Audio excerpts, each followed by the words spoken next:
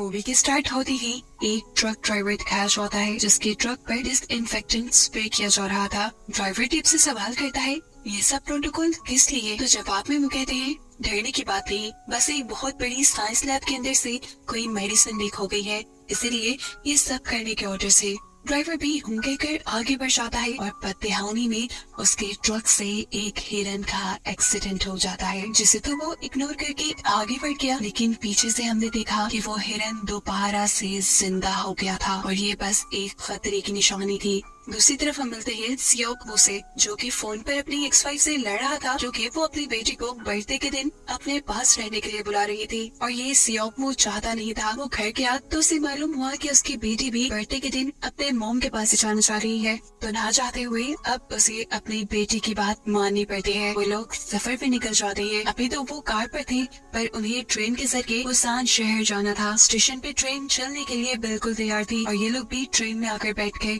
हल्की स्पीड में अभी ट्रेन ने चलना शुरू ही किया था कि तेजी से एक लड़की ट्रेन के अंदर चढ़ गई, जिसकी टांग ऐसे जख्मी थी कि जैसे मानो उसे किसी ने काटा हो। यहाँ तक कि उसकी पूरी टांग भी नीली हो चुकी थी। ट्रेन के स्टेशन छोड़ने से पहले सुयान यानी सियोको की बेटी ये नोटिस करती है कि अचानक से स्टेशन पे अजीब भगदड़ मच गई, जहाँ लोग दूसरे लोगों पर हमला करके उन्हें काट खा रहे थे। यही ट्रेन के अंदर एक पैसेंजर युनसु ट्रेन के अटेंडेंट को बताता है कि कोई काफी देर से वॉशरूम से निकल ही नहीं रहा। अंदर एक पागल आदमी था जो बस ये कह रहा था कि सब मर जाएंगे, कोई जिंदा नहीं बचेगा। इसी ट्रेन के दूसरे अपार्टमेंट में हमें उस जख्मी लड़की को भी दिखाया जाता है जो एकदम से बेहोश हो गई। उसे इस हाल में देखते ही अटेंडेंट मेडिकल इमरजेंसी के लिए कॉल करते हैं और देखने को मिलता है कि अचानक से वो लड़की अजीब से तरीके से जिंदा होकर उसके पीछे खड़ी हो गई। यहाँ पर सुयान, जो कि वॉशरूम के लिए आई थी, अपने डैड को बिना बताए वो अपनी बेटी यानी सुयान को पास ना देखकर घबरा जाता है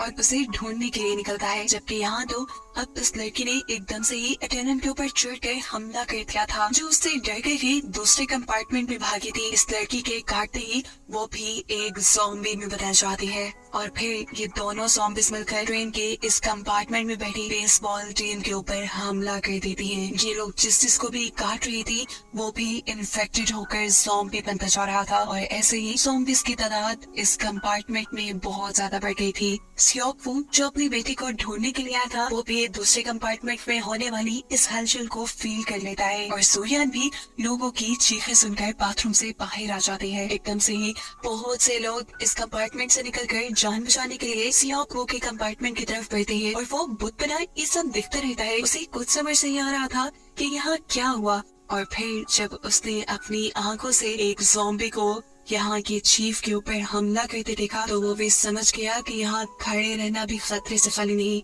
वो पीछे मुड़ता है जहाँ उसकी बेटी भी थी और अपनी बेटी को उठाते हुए वो तेजी से एक कंपार्टमेंट की तरफ चला जाता है। यहाँ पर सैंगुआ नाम का भी एक पैसेंजर अपनी वाइफ को लेकर वॉशरूम के पास खड़ा था। उसे भी जब दूसरे कंपार्टमेंट में हलचल महसूस हुई तो उसने भी अपनी वाइफ को जल्दी वॉशरूम से निकलने को बोला। इतने में वो वॉशरूम से ही निकली तो इतने में सैंगुआ ने देखा कि एक आदमी एक औरत के ऊपर चढ़कर उसे काट रहा था। उस औरत को बचाने के लिए सैंगुआ ने उसकी मदद की, लेकिन फिर उसे भी रियलाइज हो गया कि ये तो बहुत सारे ज़ॉम्बीज हैं जिनसे उसे भी बचना था। वो सबसे पहले अपनी वाइफ को कंपार्टमेंट की तरफ भागने देता है और खुद भी वहां जाता है जिस कंपार्टमेंट को सियोक वू ने पहले बंद कर दिया था। लेकिन सियोक वू इन दोनों को देखकर दोबारा एक कंपार्टमेंट खोलता है और किसी तरह सैंगुआ ज़ॉम्बीज के इस कंपार्टमेंट पे आने से पहले ही ये दरवाजा बंद करने में कामयाब हो गया। लेकिन ज़ॉम्बी अब इस दरवाजे को ऐसे नॉक कर रहे थे जैसे वो उसे तोड़ देंगे और अंदर सब लोगों पर हमला कर देंगे। तभी पीछे से एक आदमी उन्हें मशवरा देता है कि इस डोर को हाइड कर दो, इन्हें छुपा दो, ऐसे हम जब ज़ॉम्बीज को नजर नहीं आएंगे तो वो हम पर हमला नहीं करेंगे। इसलिए ये लोग न्यूज़पेपर से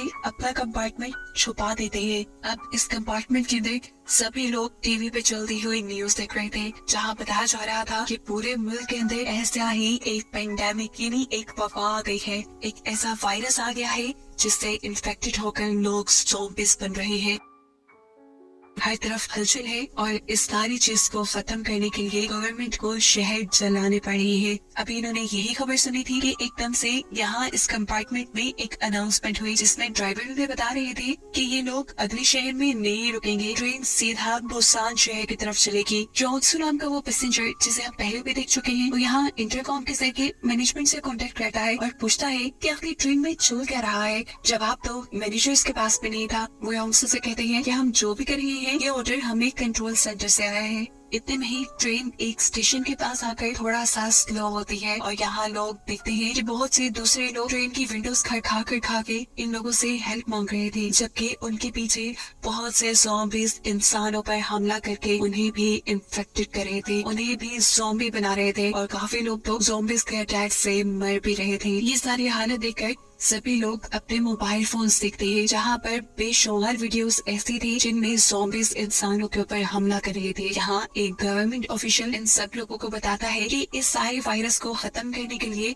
उन्होंने बहुत से डिस्ट्रिक्ट्स को यानी बहुत से शहरों को बंद कर दिया है और जिन शहरों में ये ज़ॉम्बीज़ ज्यादा है उन शहरों को जला दिया जाएगा। बाकी लोगों से सिर्फ यही रिक्वेस्ट थी कि वो जब तक अपने घर में रहेंगे तब तक सेफ रहेंगे। उसके बाद ट्रेन यहाँ से दोबारा फुल स्पीड पे चलती है और थोड़ी ही देर बाद ट्रेन में एक और अनाउंसमेंट होती है जिसमें इन सभी पैसेंजर्स को बताया जा रहा था कि ट्रेन अगले स्टेशन पर रुकेगी जहाँ पर मिलिट्री इन सब लोगों को सिक्योर कर लेगी, यानी इन सब की जान इन ज़ॉम्बीज़ से बचा लेगी। इस अनाउंसमेंट के बाद सियो को नोटिस करता है कि योनसुक नाम का आदमी किसी से फोन पर बात कर रहा था, जिसकी बातें सुनते हुए सियोको को पता चला कि जिस शहर में ये लोग रुकने वाले हैं ये शहर उनमें वो शहरों की लिस्ट में नहीं है जो गवर्नमेंट ने दी है, जिसके अंदर ज़ॉम्बीज़ नहीं है। यानी अब जिस स्टेशन पे लोग रुकने वाले हैं उस शहर में ज़ॉम्बीज़ भी है और इनकी जानों को खतरा भी है। वो यहाँ अपने बेटे को सैंगहुआ के पास खड़ा करके एक कॉल करने चाहता है। सियोको ने असल में अपने एक क्लाइंट को कॉल की थी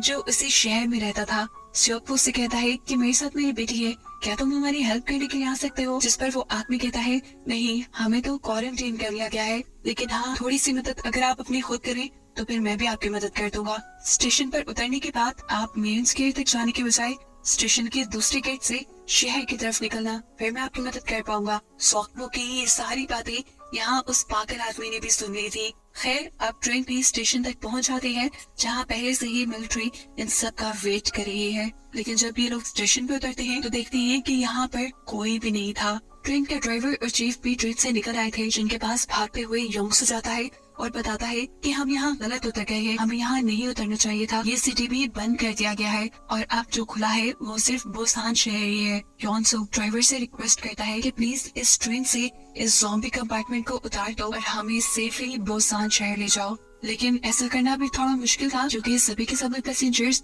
स्टेशन की तरफ बढ़ गए थे। वो योंगसू से कहता है जाओ जाकर सभी के सभी पैसेंजर्स को वापस बुला कर लाओ, हम इस ज़ॉम्बी कंपार्टमेंट को तो यहाँ से नहीं उतार सकते, लेकिन हाँ ये स्टेशन है, मैं देखता हूँ हमें कोई और खाली ट्रेन मिल जाए। यहाँ स्टेशन पे सब लोग मेन गेट की तरफ से उतर रहे थे, जबकि हमने देखा कि सियोको अपनी बेटी को लेकर दूसरी गेट की तरफ बढ़ गया था और उसके पीछे वो पागल आदमी भी था जिसने उसकी कॉल सुनी थी। सूर्यान अपने डैड से पूछते हैं हम दूसरी तरफ क्यों जा रही है, तब उसके डैड बताते हैं वहाँ कोई हमारी मदद करने के लिए आएगा। ये सुनकर सूर्यान बाकी लोगों को भी बुलाना चाहती थी, लेकिन उसके डैड उसे ऐसा करने से मना कर देते हैं और ये चीज उसे दुखी कर देती है। इनकी इन्हीं बातों के दौरान उनके सामने एक आदमी आता है। पागल आदमी को लगा ये वही आदमी है जो सियोको की मदद करने वाला था। वो भागकर उसके पास चला जाता है। सियोको भी उसके पीछे जाता है और साथ ही अपने क्लाइंट को कॉल करता है ये जानने के लिए कि क्या वो वही आदमी है, लेकिन कॉल करने पे उसे मालूम हुआ कि उसका क्लाइंट तो अभी तक स्टेशन पर आया ही नहीं था, ये कोई और था जिसके ऊपर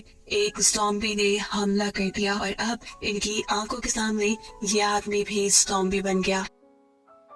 दूसरी तरफ जो सब लोग मेन गेट की तरफ उतर रहे थे, मेन गेट के पास जाकर वो लोग देखते हैं कि वहाँ मौजूद सभी के सभी मिलिट्री ऑफिसर्स अब ज़ॉम्बीज़ में बदल गए थे। इन्हें देखकर वो इनके ऊपर हमला करने वाले थे, लेकिन वक्त रहते ही इन लोगों ने स्टेशन की तरफ वापस भागना शुरू कर दिया। सैंगहुआ ने अपनी प्रेग्नेंट वाइफ को उठाकर एलिवेटर की दूसरी तरफ किया ताकि जल्दी से ये लोग ऊपर की तरफ पहुंच पाए। और यहाँ जहाँ पर सियोको, सोयान और वो पागल आदमी था, वहाँ पर भी बहुत सारे ज़ॉम्बीज़ आ चुके थे, जिन ज़ॉम्बीज़ ने पहले बने हुए ज़ॉम्बी के ऊपर हमला कर दिया था। ये लोग उस पागल आदमी के ऊपर भी हमला करने वाले थे, लेकिन वो भी पीछे की तरफ भागने लगा। जैसे ही अब सियोको भी पीछे की तरफ भागने लगता है तो दूर से ही देखता है कि एक ज़ॉम्बी उसकी बेटी पे हमला करने वाला है। इससे पहले कि उसकी बेटी भी ज़ॉम्बी बन जाती, ठीक वक्त पे यहाँ एंट्री करता है सांगवा, जो ज़ॉम्बी को एक कोने मारते हुए दूर करके सोयान को बचा लेता है। अब सबके साथ दोबारा एक साथ मिल जाते हैं और स्टेशन के अंदर बने हुए एक डोर के पीछे छुप जाती है। जब ये लोग भागकर वापस आ रहे थे तो सियोकवू के ऊपर एक ज़ॉम्बी हमला कर देता है और उसे यहाँ पर वो पागल आदमी बचाता है, ज़ॉम्बी के मुंह पे अपनी जैकेट डालते हुए। जिस दरवाजे के पीछे ये सब लोग गए थे, सांगवा दूर से उस पागल आदमी को आता देखकर वो दरवाजा खोल देता है और तब तक खुला रखता है जब तक सियोकवू वहाँ नहीं आ गया। हालांकि इतनी देर दरवाजा खोलना उनके लिए खतरनाक साबित हो सकता था। ये लोग तेजी से अब ट्रेन की तरफ बढ़ जाते हैं, जहाँ पर सांगवा की बाइक दिखती है कि ऊपर खिड़कियों पे ज़ॉम्बीज़ ने बहुत जोर दिया हुआ है, कुछ ही देर में ये खिड़कियाँ टूट जाएंगी। अभी वो ये सोच रही थी कि एकदम से वो खिड़की टूट गई और बहुत से ज़ॉम्बीज़ ट्रेन पे आ गिरे, जिसमें से एक ज़ॉम्बी नीचे भी गिर गया। ये ज़ॉम्बी इनके ऊपर हमला ही कर देता, लेकिन इन लोगों ने नोटिस किया कि ज़ॉम्बी नीचे गिरने की वजह से टूट फूट गया था, इन्हें इसकी हड्डियाँ टूट गई थी, इसीलिए वो इनके ऊपर हमला नहीं कर पाया और खुशकिस्मती से ये लोग बच गए। सांगवा की वाइफ यहाँ नीचे गिरी हुई पैसेंजर की मदद करती है और उसे भी ट्रेन की डोर की तरफ लेकर जाती है। जैसे ही ये लोग ट्रेन के अंदर चढ़ जाते हैं, ऑफिस भी इनकी ट्रेन के ऊपर हमला कर देते हैं। जॉन्ग सुक अब मैनेजर से कहता है, ड्राइवर से कहो जल्दी ये ट्रेन चलाए और यहाँ से हमें बचाकर ले जाए। लेकिन बेसबॉल टीम के एक प्लेयर उनसे कहती है, नहीं आप लोग ऐसा नहीं कर सकते, क्योंकि अभी भी मेरी टीम के कुछ लोग जिंदा स्टेशन पे है, उनकी जान खतरे में है। लेकिन जॉन्ग सुक को किसी की परवाह नहीं थी, हालांकि बाकी सब लोग उन बचे हुए लोगों का इंतजार कर रहे थे। जॉन्ग सुक अब मैनेजर को टॉर्चर करने लग जाता है, जिसके चलते उसे ना चाहते हुए भी ड्राइवर को चलने का सिग्नल देना पड़ता है। लेकिन यहाँ स्टेशन के अंदर हमें दिखाया जाता है कि सांगवा, सियोकवू, वो पागल आदमी और बहुत से बेसबॉल प्लेयर्स अभी भी ज़ॉम्बीज़ से बचकर भागने की कोशिश में थे। लेकिन ट्रेन के करीब पहुँचने पर दो ज़ॉम्बीज़ दो बेसबॉल प्लेयर्स के ऊपर हमला कर देते हैं और आखिरी बेसबॉल प्लेयर को सियोकवू जल्दी से बचाकर चलती हुई ट्रेन के अंदर चढ़ाता है।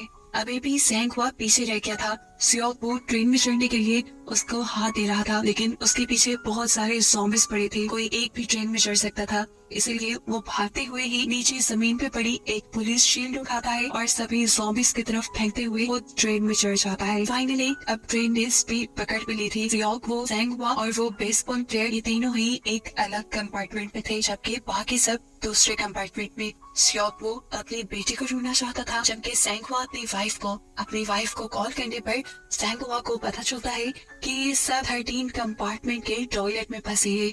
अब बेसबॉल प्लेयर, जिसकी एक टीम मेंबर भी दूसरे लोगों के साथ थी, उसने भी कॉल पर अपने पार्टनर को बताया कि वो सब लोग कंपार्टमेंट 15 में है और इन सारे कंपार्टमेंट्स के दरमियान में बहुत सारे वो कंपार्टमेंट्स भी हैं जिसमें सिर्फ ज़ॉम्बी भरे हैं। ये सुनकर सांगवा डरता नहीं, उसे अपनी वाइफ के साथ साथ सभी लोगों को बचाना था, इसीलिए वो तैयार हो जाता है। सियोकवू भी उसकी मदद को तैयार था और अब बेसबॉल प्लेयर भी। ये तीनों दरवाजा खोल के सबसे पहले कंपार्टमेंट में जाते हैं, जहाँ ज़ॉम्बी दरवाजा खुलने की आवाज से ही अट्रैक्ट होकर इनकी तरफ बढ़ने लगे थे। लेकिन अब सांगवा इनसे डरा नहीं, उसने एक एक ज़ॉम्बी की गर्दन पकड़कर उसे तोड़ना शुरू कर दिया, जबकि पीछे से बेसबॉल प्लेयर ने अपने बेसबॉल बैट से बहुत से ज़ॉम्बीज़ को मारा और सियोकवू ने अपनी फाइटिंग स्किल से इस कंपार्टमेंट के सारे ज़ॉम्बीज़ से लड़ने के बाद वो अगले कंपार्टमेंट में पहुंचे, जहां पर सारे बेसबॉल प्लेयर्स थे। इनको देखकर वो दूसरा बेसबॉल प्लेयर शॉक रह गया। वो अपने दोस्तों को इस हाल में देख रहा था, वो इन्हें मार नहीं सकता था। उसे पैनिक हुआ देखकर सांगवा उसे दूर करता है और खुद इन बेसबॉल प्लेयर से लड़ता है।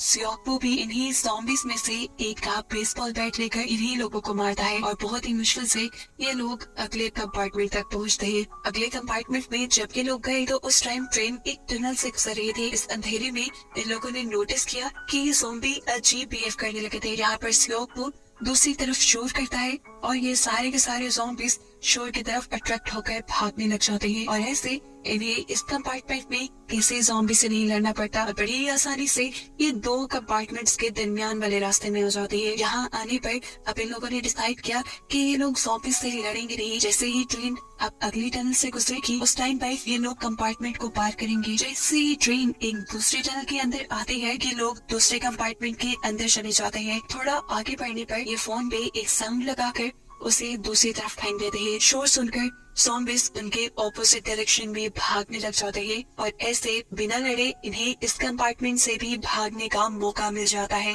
फाइनली अब ये लोग कंपार्टमेंट 13 के टॉयलेट तक पहुंच चुके थे। अपनी फैमिली को देखकर इन सब लोगों ने ही सुकून का सांस लिया। यहाँ पर पहुंचने के बाद बेसबॉल प्लेयर अपनी दूसरी साथी को मैसेज करता है और बताता है कि वो लोग कंपार्टमेंट 13 तक आ गए हैं, अब बस उन्हें कंपार्टमेंट 15 में जाना है। ये सुनकर वो बहुत ज्यादा एक्साइटेड हो जाती है और यहाँ इस कंपार्टमेंट में बैठे हुए सभी लोगों को बताती है कि बाकी बचे हुए लोग भी यहाँ रहेंगे। लेकिन ये सुनकर योन सूक को गुस्सा आ गया। उसने कहा कि हम अपने कंपार्टमेंट का दरवाजा नहीं खोलेंगे उनके लिए। अगर कोई इनमें से इन्फेक्टेड हुआ तो हमारी तो जान खतरे में पड़ जाएगी ना। ये सुनकर उस लड़की को बहुत दुख होता है और योन सूक की बात मानते हुए बाकी सब लोग भी इस दरवाजे को अपनी कपड़ों से सील कर देते हैं। देखने को मिलता है कि ट्रेन अब अगली टनल तक पहुंच गई थी। अगले 2 कंपार्टमेंट पार करने के लिए इन्हें ज़ॉम्बीज़ से लड़ने की जरूरत नहीं थी, क्योंकि ज़ॉम्बीज़ से बचने की ट्रिक इन्हें आ गई थी। ये सब लोग लगेज ट्रैक के ऊपर चढ़ जाते हैं, जिसके बाद सियोक को ऑपोजिट डायरेक्शन में शोर करता है और ज़ॉम्बीज़ दूसरी तरफ निकल जाते हैं और ऐसे ये लोग बिना खतरे में आए लगेज ट्रैक से नीचे उतर गए। अब ये लोग अगले कंपार्टमेंट में जा सकते थे, लेकिन बदकिस्मती से जहाँ वो पागल आदमी नीचे गिर गया और ट्रेन भी टनल से बाहर आ गई। ऐसे किसी भी वक्त ज़ॉम्बीज़ इन्हें देख सकते थे। सियोक को उसकी मदद के लिए इसे कंपार्टमेंट में रुकता है और उसे खामोश रहने का कहता है, लेकिन फिर दोबारा से गलती से उस पागल आदमी का पाँव एक सोडा कैन पे पड़ गया और ऐसे बहुत सारे ज़ॉम्बीज़ उनकी तरफ अट्रैक्ट हो गए। अब इनके पास कोई रास्ता नहीं था सिवाय इसके कि तेजी से यहाँ से भाग जाए। ये दोनों भागते हैं और ज़ॉम्बीज़ भी इनकी तरफ भागते हैं। दूसरी तरफ सैंगवा इनका इंतजार कर रहा था। इन दोनों के अंदर आते ही वो जल्दी से कंपार्टमेंट का दरवाजा बंद करने की कोशिश करता है, लेकिन नाकाम हो गया क्योंकि ज़ॉम्बी उस दरवाजे के दरमियान में आ गया था। यहाँ से इन लोगों को अब कंपार्टमेंट 15 में जाना था, लेकिन उसका डोर सील था। बेसबॉल प्लेयर अपने पार्टनर को कॉल करता है ताकि वो दरवाजा खोल सके, लेकिन हम देखते हैं कि उस लड़की का मुंह बंद करके इन सब लोगों ने पकड़ा हुआ था। वो नहीं चाहते थे कि बाकी बचे हुए लोग इस कंपार्टमेंट में आए। यहाँ देखने को मिलता है कि सैंगवा के हाथ पे वो ज़ॉम्बी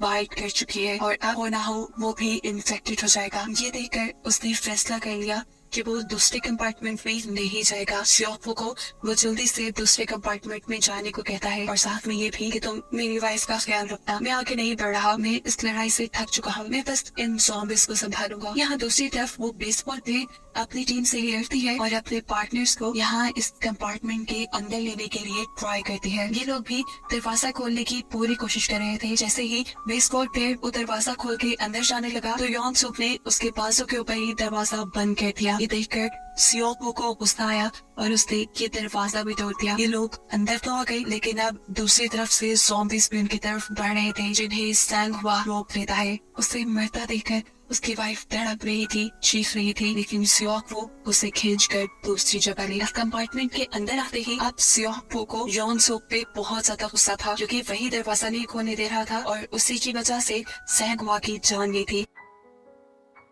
वो जाकर उसे थप्पड़ मारता है और उसके इसी एक्शन को एक इश्यू बनाते हुए जोंसू सबसे कहता है, देखो ये मर रहा है, जरूर ये इन्फेक्टेड हो गया है, निकालो इसे अभी अपने कंपार्टमेंट से। ये देखते हुए सब लोग भी उसे इस कंपार्टमेंट से निकलने को कहते थे। उसके पास अब कोई रास्ता नहीं था सिवाय यहाँ से जाने का। उसे जाता देखकर उसकी बेटी कहती है, डैड मैं भी आपके साथ आऊंगी। सैंगवा की वाइफ भी उनके पीछे जाने लगते हैं और बेसबॉल टीम के दोनों बचे हुए प्लेयर्स भी। इन सबको जाता देखकर इन सबसे पहले वो पागल आदमी जिसकी सियोको ने मदद की थी, वो सियोको से पहले दूसरे कंपार्टमेंट में जाता है। इनके यहाँ से निकलने के बाद ये लोग दोबारा से अपना कंपार्टमेंट उस तरफ से सील कर लेते हैं जहाँ से ये लोग बाहर निकले थे, लेकिन अपने लोगों को ये नहीं देखते। इसी कंपार्टमेंट में बैठी हुई एक औरत जैसे ही दूसरे कंपार्टमेंट में ज़ॉम्बी बनी अपनी बहन को देखती है तो वो इमोशनल होकर उठ के वो दरवाजा खोल देती है और ऐसे सारे के सारे ज़ॉम्बीज़ इन लोगों के ऊपर हमला कर देते हैं। एकदम से ये ट्रेन भी रुक गई।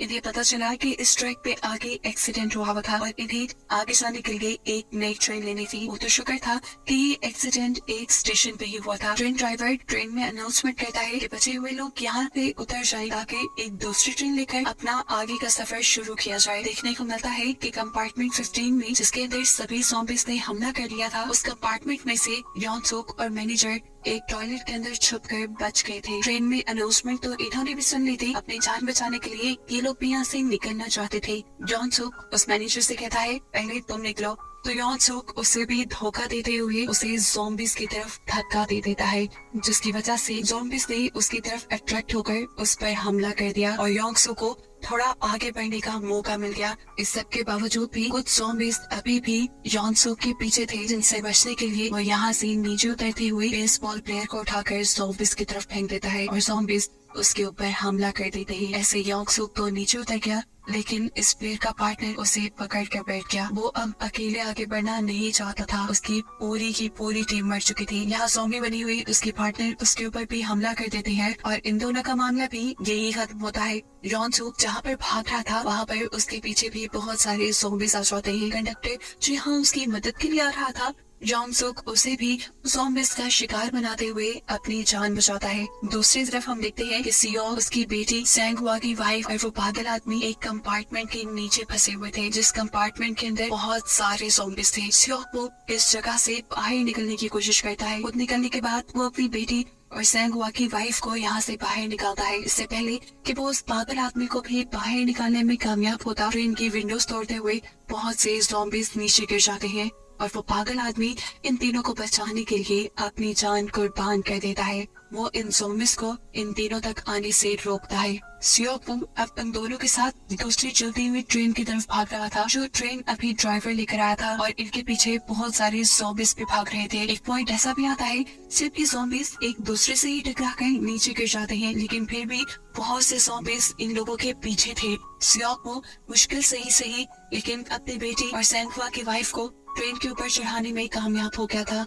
और इससे पहले कि वो खुद पूरी तरह इस ट्रेन के ऊपर चढ़ जाता, वो देखता है कि बहुत से ज़ॉम्बीज इस ट्रेन के साथ लटक चुके थे, जिनसे बचने के लिए वो ट्रेन से उतरकर पांव से इन सारे के सारे ज़ॉम्बीज को हटाने की कोशिश करता है और कामयाब भी हो जाता है। फाइनली अब इनकी सभी ज़ॉम्बीज से जान छूट गई थी। ये लोग जल्दी से अब ट्रेन ड्राइवर का कैबिनेट खोलते हैं, जहाँ इन्हें देखने को मिलता है कि ड्राइवर भी अब इन्फेक्टेड हो चुका था, जो सियोकमो को देखते ही उसके ऊपर हमला कर देता है।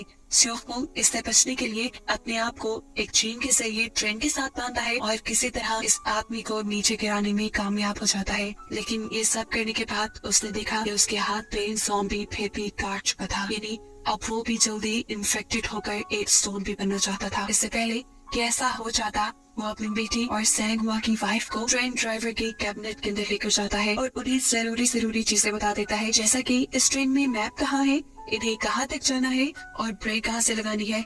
ये सब बताने के बाद वो अपनी बेटी से कहता है, तुम इन आंटी के पास ही रहना प्लीज, ये तुम्हारा ख्याल रखेगी जब तक तुम वो सामान अपनी मॉम के पास नहीं पहुंचाती। ये कहने के बाद वो ट्रेन से उतर गया, जबकि उसकी बेटी चिल्लाती रह गई, क्योंकि वो जानती थी कि अब उसके डैड उसे कभी नहीं मिलेंगे। सैंगहुआ की वाइफ यहाँ उसे संभाल लेती है। इन दोनों ने अपना सफर जारी रखा, लेकिन कुछ ही दूर जाने पे इन्हें रास्ता ब्लॉक मिला, जिसकी वजह से इन्हें ट्रेन रोकनी पड़ी। ट्रेन से उतरकर अब ये लोग पैदल ही चलने लगे, जहाँ एक टनल से निकलने के बाद इन्हें बाहर की तरफ बहुत से मिलिट्री ऑफिसर्स नजर आए।